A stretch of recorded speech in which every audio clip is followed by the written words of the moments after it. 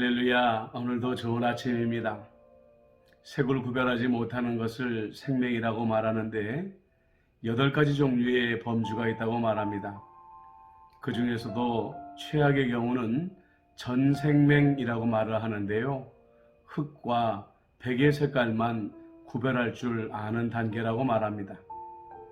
성경에 나오는 바리새인들을 보면 이 사람들이야말로 영적으로 전생명에 걸려있는 사람들이 아닐까, 그런 생각을 가지게 됩니다. 이 사람들에게 있어서 사람들이라는 것은 의인과 죄인만 존재할 뿐입니다.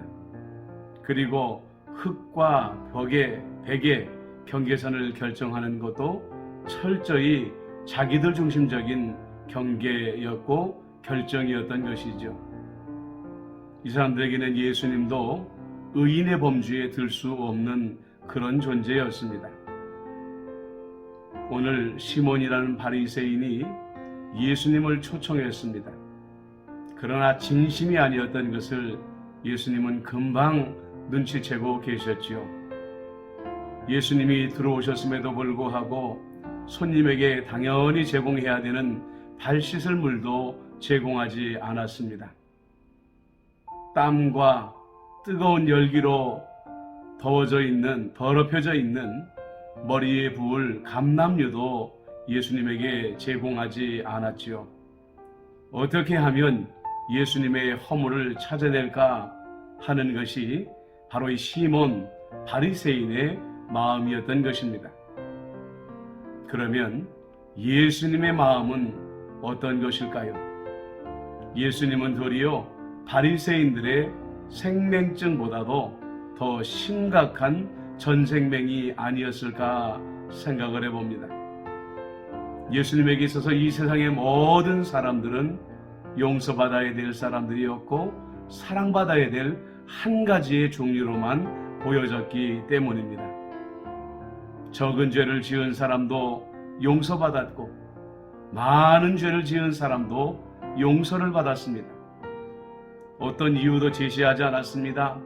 어떤 조건도 미리 요구하지 않았습니다. 만약 예수님에게 어떤 이유로 적은 죄든 많은 죄든 그렇게 똑같이 용서해 주실 수 있었습니까? 라고 묻는다고 한다면 예수님은 이렇게 대답하셨을 것입니다. 나는 모든 사람들을 조건 없이 사랑하기 때문이다. 그래서 여러분들 성경에서 그리스도인들을 어떻게 정의하고 있을까요? 사도 요한은 말합니다. 하나님이 우리를 사랑하시는 사랑을 알고 믿었노니. 그렇습니다. 그리스도인들은 죄의 무게도 따져보지 아니하시고 용서의 조건도 따지지 아니하시고 무조건 용서하시고 사랑해 주시는 하나님의 사랑을 경험하여 안 사람들입니다. 그렇기 때문에 이 사람들은 세상을 향하여 정직하게 그리고 담대하게 이렇게 선포할 수 있는 것입니다.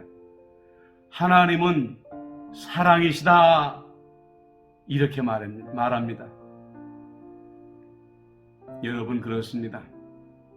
세상은 여전히 흑백 논리로 사람들을 판단하고 누가 의인이고 누가 죄인인가 판단합니다.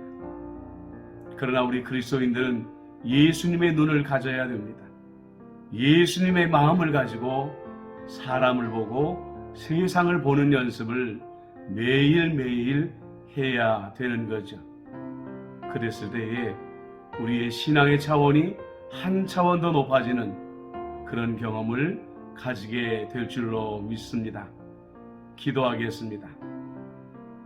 바리새인들은 사람들을 죄인과 의인으로만 구별할 줄 알았고 그 기준도 철저히 자기들만의 것으로 결정하였기에 의로우신 하나님의 아들 예수님마저도 죄인이라고 불렀습니다.